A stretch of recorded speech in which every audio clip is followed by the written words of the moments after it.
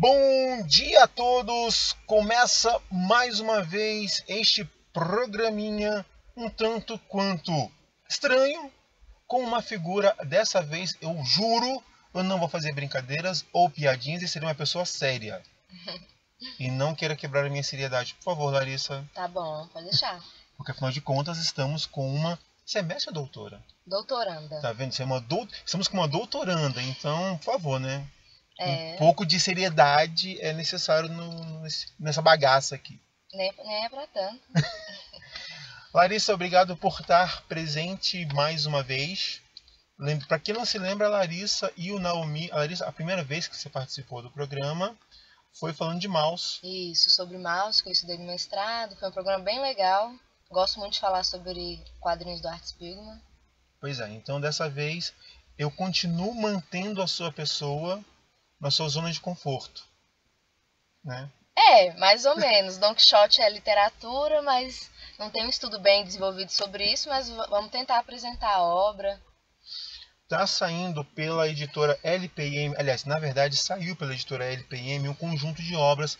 A gente já tinha falado isso quando a gente fez o programa sobre Mil e Uma Noites, com alguns adolescentes. E a ideia seria falar como é que o adolescente via Mil e Uma Noites, né? Só relembrando aos leitores que a LPM está trazendo uma ideia da França, que é transformar, converter, adaptar literatura clássica em quadrinhos. O que a LPM trouxe, só relembrando, né? A Ilha do Tesouro, do Stevenson, A Volta ao Mundo em 80 Dias, de Júlio Verne, Robinson Crusoe, de Daniel Defoe, A Odisseia de Homero, Mil e Uma Noites, que esse não tem um autor, né? Afinal Não, de não, é uma contas, uma coletânea. coletânea. Eu até fazendo uma pesquisa, o mais legal é que é uma coletânea que aumenta toda vez que alguém publica alguma coisa, né? Sempre tem alguma É, coisinha nova. Saiu no Brasil, se eu não me engano, em 4 edições, ou 2 edições no total certo.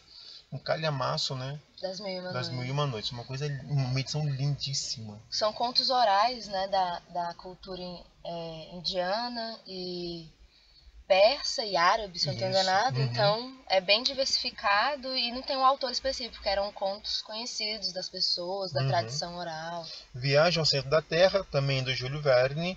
Dom Quixote, de Cervantes.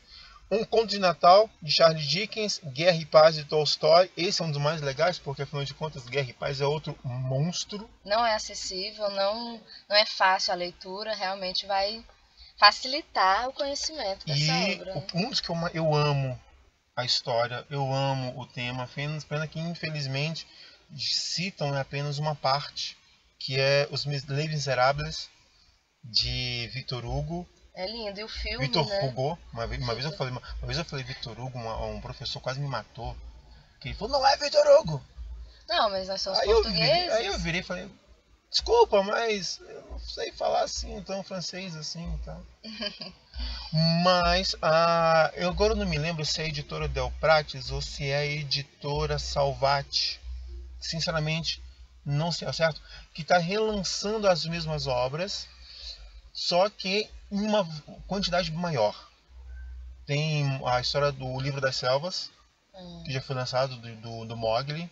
Sei. Então tem outras obras também. Abarcando outras obras que não são tão clássicas, né? Exatamente. Com essas mesmas que já foram lançadas pela LIPM e com outras, não é, que está vindo todas da Europa.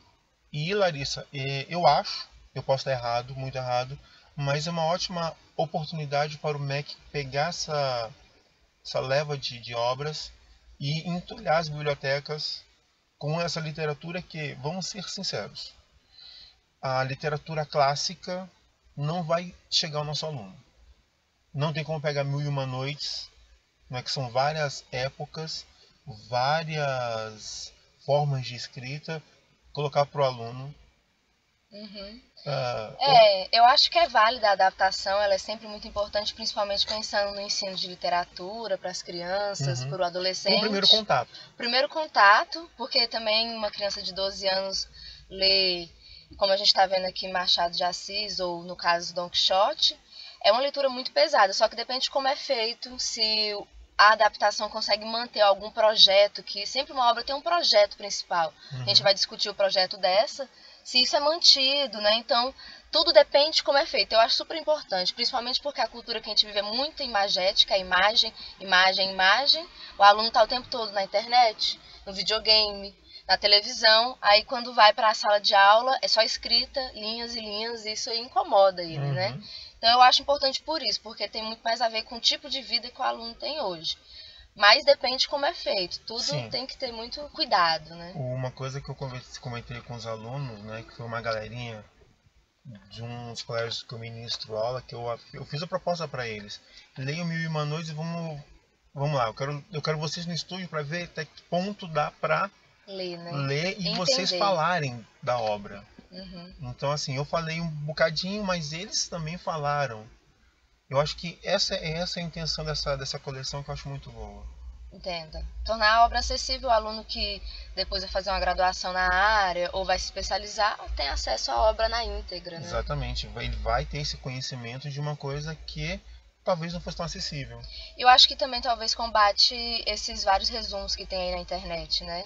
E resumos muitas vezes errados, resumos de 300 palavras, que o aluno realmente só pega o que ele acha que é importante para a prova. Aí ele já consegue ter um pouco mais de noção e um pouco mais de contato com a literatura e ele não cai naquele típico resumo que os alunos sempre fazem antes das provas. Leem um resumo curtíssimo, simples, um resumo às vezes mal escrito só para fazer a prova, né? Exatamente. Então hoje a Larissa está presente no programa para falar de uma das obras mais importantes do que a gente vai chamar aí desse ideal, não é, de cavalaria. Isso, as novelas de cavalaria. Don Quixote, a grande diferencial é que ele é considerado o primeiro romance moderno, né? Só que é uma novela de cavalaria. Exatamente. Que seria algo típico da Idade Média ou das guerras, que era um momento comum naquela situação. Aí o diferencial dele é mesmo a reflexão que ele proporciona em relação aos romances de cavalaria, né? São narrativas dentro de narrativas.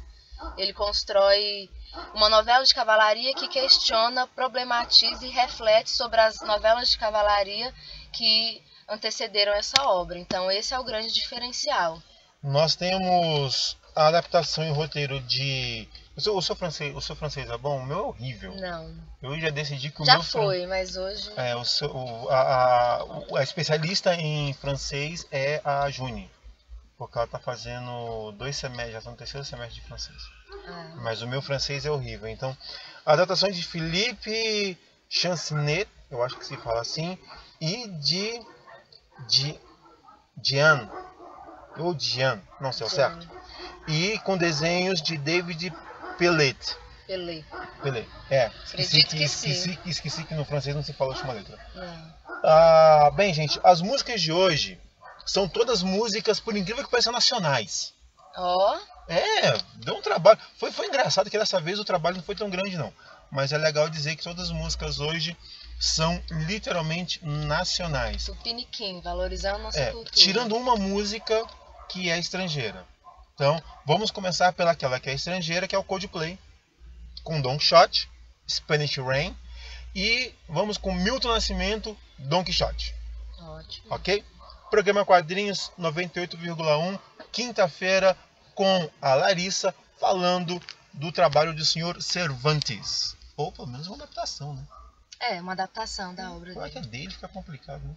É uma adaptação feita por outros atuais da obra do Miguel de Cervantes. Sim, por falar nisso, você se lembra quantas páginas tem? Olha, mais de 300, se eu não estou enganada. Porque saiu uma edição um tempo atrás, edição dupla, se não me engano. Se eu não estou enganado também. Era mó linda, assim, coisa. Mas tudo bem. Ok? Ok. A antena que alcança os sonhos. 98,1 FM, Utopia.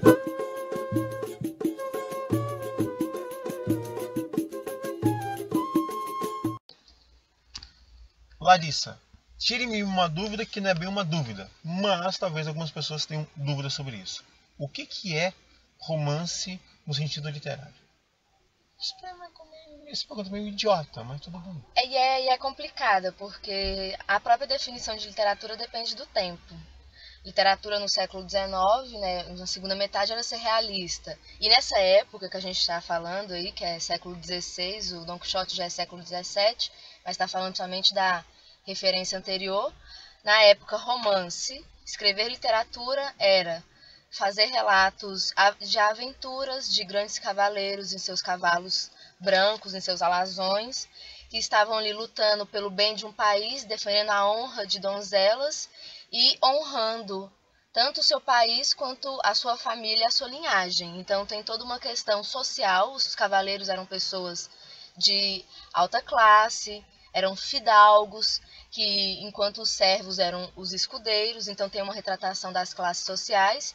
E naquela época, romance, literatura, era retratar as aventuras que esses cavaleiros tinham nas guerras inúmeras por quais enfrentavam, no seu amor constante pela donzela que está ausente quando ele está no campo de batalha, mostrar grandes feitos, homens com forças de 10 homens, cavalos fortes, homens criativos, e mostrar também o estilo de vida que os fidalgos, que os nobres da época tinham, que era uma época muito conturbada, com realmente muitos conflitos, e era uma vida típica aventureira e guerreira. Ok, então, parando aí e falando sobre a obra. Todo mundo já deve ter visto em algum filme, em alguma animação, No Chaves, como você já tinha falado, Don Quixote. Sim. É talvez uma das obras mais corriqueiras, não é? Isso é considerada a maior obra de língua espanhola, né? Então,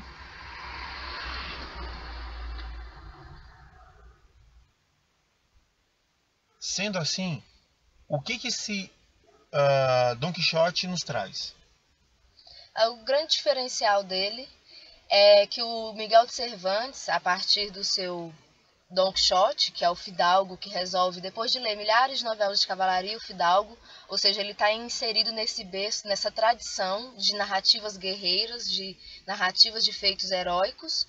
Ele está inserido nisso e lendo muito. Já não é mais a época, o Miguel de Cervantes percebe que a novela de cavalaria está em declínio, porque a sociedade está se reestruturando, né, o que é considerado a transição da Idade Média para a Idade Moderna. Os historiadores têm problemas com essas definições, mas sim, é considerado assim, né, a título de ensino médio, de didático.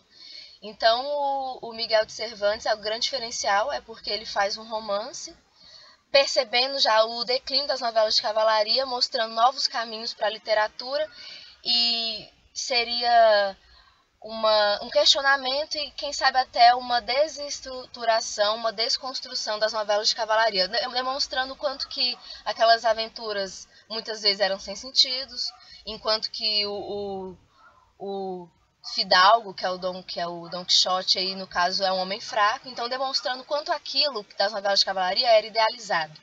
Fazia parte da ficção e não da realidade, porque também faz parte da guerra, as doenças, falta de comida, estupros, uma série de coisas que não era retratado nas novelas de cavalaria. Era tudo muito idealizado, um mundo muito cor-de-rosa.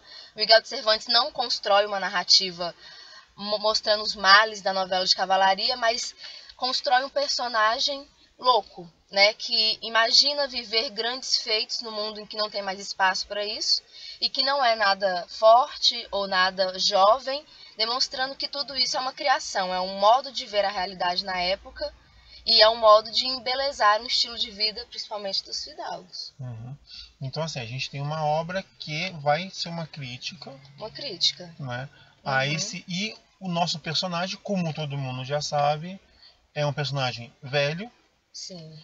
De força, de beleza, de virilidade questionáveis. O seu cavalo também fraco, desnutrido, que coloca ele no chão. Quase esquelético. Quase. A armadura do nosso grande herói também. Velha, no porão.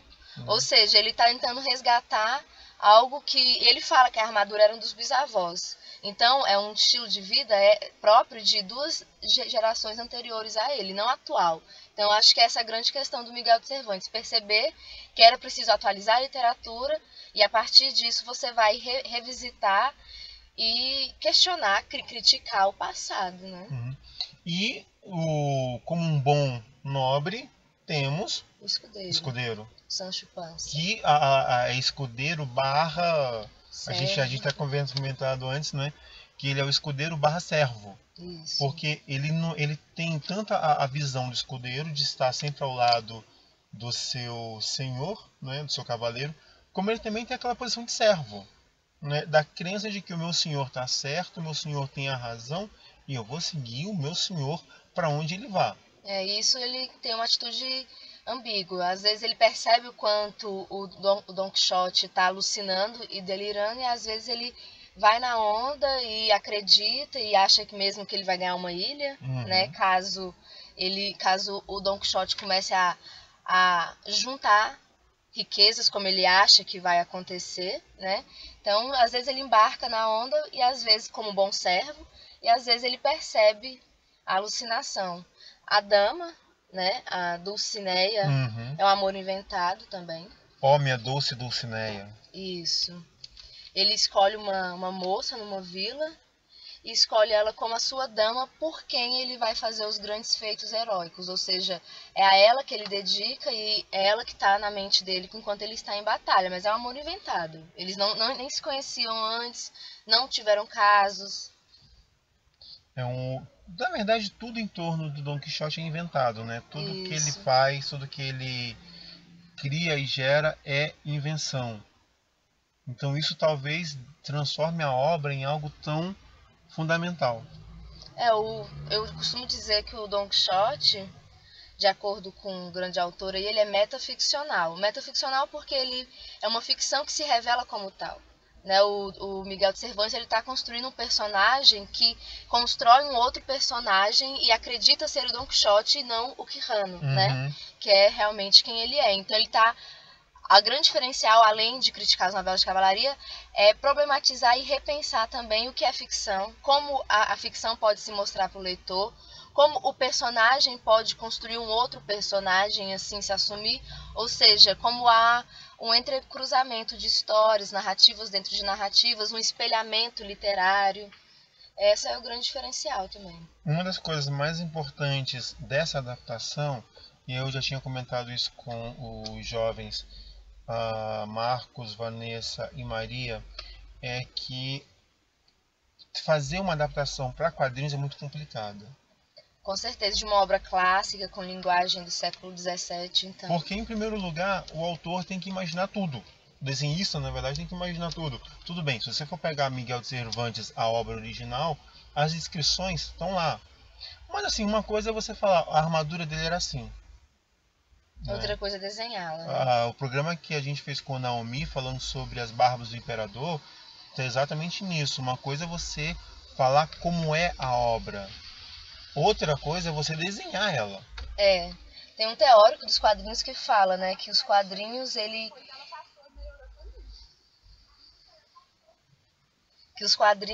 ele imagina pelo leitor, enquanto na literatura, em linhas, escrita, você imagina o que está sendo descrito nos quadrinhos. Às vezes há um balão, né, introduzindo a um momento, e logo embaixo vem desenhado, ou seja, já imaginado, já em imagens, aquilo que estava sendo descrito em linhas. Então... E outra coisa também é que muitas vezes algumas obras se valem de uma coisa que é uma crítica de alguns entendedores de quadrinhos. É o balão é a caixa de recordatório, ou seja, aquela caixa ao qual o autor vai colocando texto, desenho. Texto, imagem. Texto, imagem. Nessa coleção a gente não vê isso. Não. Tem a caixa de recordatório muitas vezes, mas tem um balão. E esse balão se faz muito necessário, porque é a fala do personagem. Sim, realmente ele dá voz aos personagens e ele consegue produzir uma adaptação para os quadrinhos que realmente é quadrinhos, né? Que não é uma literatura em imagens ou uma literatura recortada e selecionada alguns trechos escritos. Não, você percebe ali o ritmo do quadrinho, a ideia de calhas, né, que entre um quadrinho e outro espaço, ele faz o encaminhamento da história. Você percebe que os balões, junto com os explicativos que vem no requadro, eles auxiliam a contar a história, ou seja, realmente são pessoas que entendem como é feito e como é configurado o quadrinho e conseguem fazer um quadrinhos adaptado a partir de um romance clássico da literatura. Mais alguma coisa sobre a obra que você queira falar por enquanto? Porque daqui a pouco vem mais um bloco de músicas e tem o meu momento favorito. Então, eu acho que o mais importante que eu gostei que ele manteve também foi a relação dupla que o leitor tem com o personagem Don Quixote. Enquanto a gente percebe a situação patética em que ele está, enquanto ele pensa que luta com grandes monstros e na verdade são moinhos de ventos Essa é clássica, monges, né? né?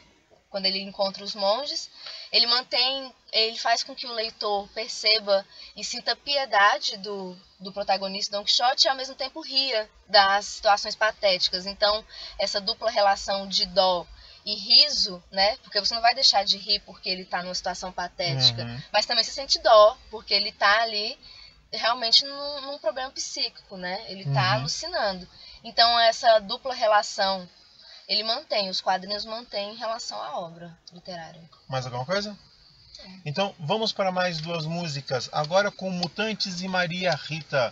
E as duas têm como tema o próprio Don Quixote. Programa Quadrinhos hoje com a Larissa, nossa doutoranda. Daqui a pouco voltamos. Nossa, ficou estranho, né? Nossa doutoranda, parece uma coisa tão íntima. Sim mesmo, é porque é na linguagem oral às vezes. Pois é, né? Qual é a questão de nossa? O que eu ia falar, que eu lembrei agora, é a ideia de paranoia, né? Sério? É, porque ele tá em paranoia. O fato de misturar realidade com ficção é uma das características, porque eu tava estudando discurso psicótico. Aí tem a paranoia, a catatonia e a esquizofrenia, né? E a paranoia é quando o sujeito confunde a realidade da ficção. Quando ele não sabe distinguir aquilo que ele imagina como sendo ficção e aquilo que realmente é realidade. Então, tudo que ele vê no mundo ao redor é para dar sentido na história imaginada que ele criou, né? E o Don Quixote é isso. Enquanto ele encontra uma moça sendo escoltada por monges, ele acha que aquilo é uma princesa que está sendo sequestrada. Não, aquilo não é uma princesa, mas para a história real, para a história imaginada, aquilo tem que ser significado como um sequestro, para assim ter aventuras e ele continuar na sua grande jornada, que é ficcional e inventada, né? Mais alguma coisa? Não, acho que a questão da paranoia é bem interessante. Ok, tá bom. Então, duas músicas, daqui a pouco a gente fala. Pode ser? Pode ser. Ok.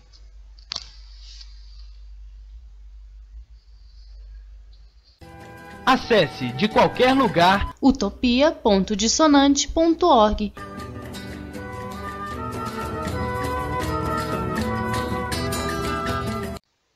Último bloco desta quinta-feira deste programa sobre um visionário paranoico, biruta, tantã beleza que a gente ama, Don Quixote, com Larissa, a doutoranda, não é mais nossa não, tá?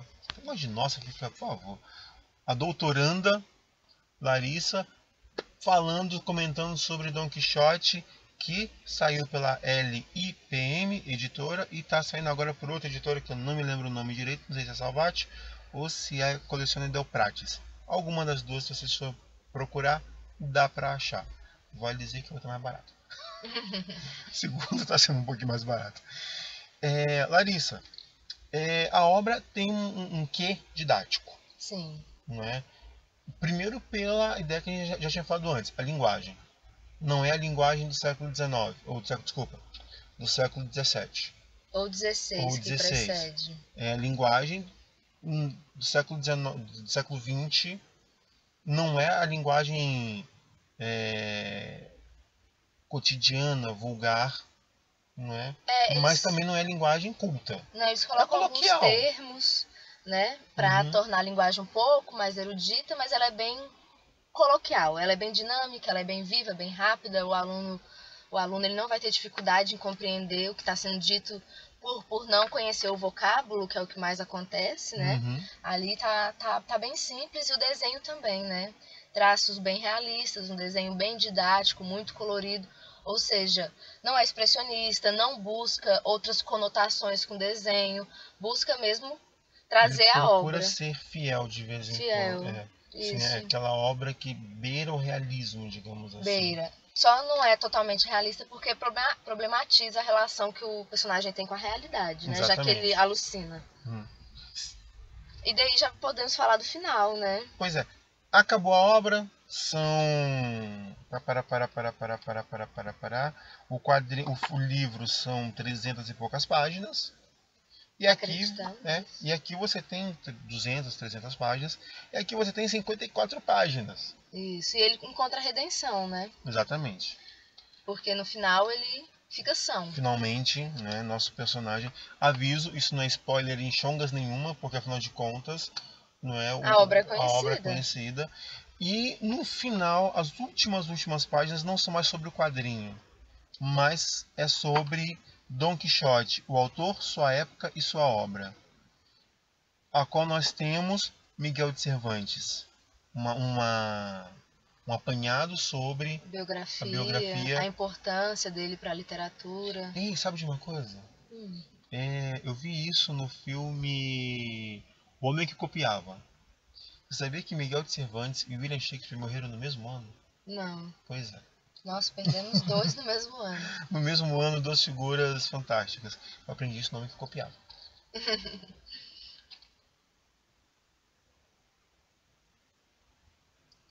Então, nós temos um bocadão, né? Sobre Miguel de Cervantes, falando sobre suas histórias, sobre o seu passado. Temos a própria obra em si, né? Dom Quixote, né, de 1604, falando sobre a obra, a importância dela. Um resuminho da obra. Coisas que talvez não tenha no livro, no quadrinho, né, na adaptação, algum outro detalhe. E a Espanha do século XVI.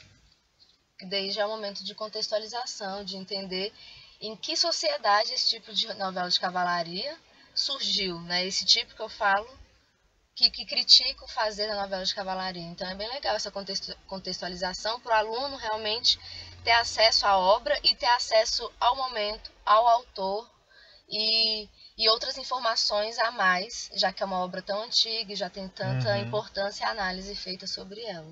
Larissa, então não tem como evitar. Um momento onde você estava lendo o quadrinho, parou, respirou e realmente... Agora sim, toda loucura, toda paranoia, tudo fez sentido. Eu acho que é caminhando para o final, quando ele realmente encontra um outro cavaleiro que o desafia, porque era muito comum também os duelos entre os cavaleiros, né? E ele encontra um cavaleiro sem nome, que no início não é dito quem ele é, para desafiá-lo. E daí realmente ele encontrou alguma aventura que é real, né? Teve outro momento que ele encontra uma aventura real, que é salvar um menino de ser castigado, só que ele faz justiça e não faz, né? Ele acha que fez, mas ele não conseguiu ajudar o menino das chicoteadas que ele estava levando do patrão. Mas um momento legal é quando ele duela com outro cavaleiro, perde, o que seria óbvio, já que ele é velho, o cavalo é fraco, a lança não é de primeira e o outro cavaleiro estava impecável. Pelo desenho a gente percebe que ele estava com a armadura dourada, era jovem, né? E ele perde e a condição que o vencedor dá para a derrota é que ele volte para sua vila, tenha uma vida em paz e tranquila e descanse. Logo depois você descobre quem é esse cavaleiro anônimo que desafiou Don Quixote. Era um senhor da vila de Don Quixote, que é La Mancha, por isso que é Don Quixote de La Mancha. E ele estava ali num ato nobre, né, de tentar levar um fidalgo que é popular e é respeitado na vila de volta para sua casa, de volta para sua paz e de volta para a sanidade, né, para ele largar essa loucura. E ele consegue. No final, né, como a gente disse, Don Quixote recobra a consciência e deixa muitas coisas para o Sancho Panza. Tudo que ele tem, o que sobrar, fica para Sancho Panza. Que foi o seu escudeiro fiel. Então, assim, eu acho que a ideia do clássico da literatura em quadrinho é isso. É levar a obra para aquelas pessoas que talvez achem que Se for pegar a obra em si, vai estranhar. É grande, 1 milhão de traduções já foram feitas, então talvez não chame tanta atenção. Tem gente que não gosta, tem gente que odeia essa prática de adaptações, porque diz que não, bom é você ir atrás do original, é você pegar o original. Mas essa relação de original e cópia já ficou muito antiga, porque a partir do momento que inventa a imprensa e você consegue reproduzir a mesma obra milhares de vezes e vender muito, qual é a original? Né? A original é o manuscrito. Sim. Não uma impressão da obra. Os quadrinhos é uma releitura, é um modo de ver a obra adaptada para uma outra forma gráfica de arte, que é os quadrinhos. Então, claro que você tem que ter essa noção e não esperar que o quadrinho seja o próprio livro, né? Que é uma coisa que as pessoas esperam. Ah, o livro é melhor. É o livro. Então você tem que entender as diferenças entre uma arte e a outra, entre uma abordagem e outra. Uma coisa que geralmente eu falo é que essa ideia de adaptação é muito complicada, porque quando você fala, por exemplo, em adaptação, eu sempre uso a mesma cena. Você pega 300 de Esparta, no quadrinho tem um momento, logo no começo a gente fala, nós andamos, e Frank Miller coloca os quadros deles andando. No filme, virou 3 segundos, nós andamos, mas essa ideia é perdida.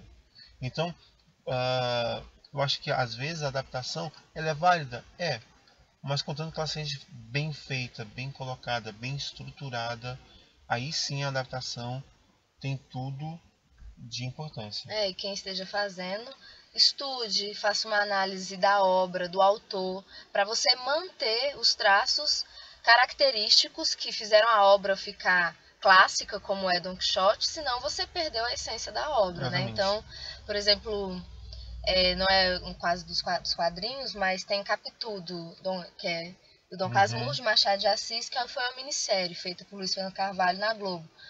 Ele manteve a questão principal da obra do Machado foi mantida ali. Então isso tem que ser mantido. Então para ser feito tem que ser com alguém com consciência, com estudo e que perceba as características da obra que fizeram ela ser o que é. Exatamente. Clássica.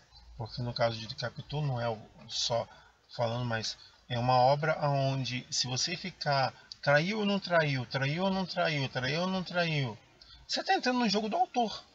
Exatamente. Que é o fundamental. O que interessa é manter a ambiguidade, né? Manter Capitu como uma cigana oblíqua e dissimulada, mas também como uma moça ingênua por quem Bentinho se apaixonou. Então essa ambiguidade, o tempo todo ela foi mantida. Cristão ou não cristão, né? Ser um homem casado ou ser padre. Então essas ambiguidades têm que ser mantidas. No caso de Dom Casmurro, eram essas. O Don Quixote é principalmente a ideia de metaficção.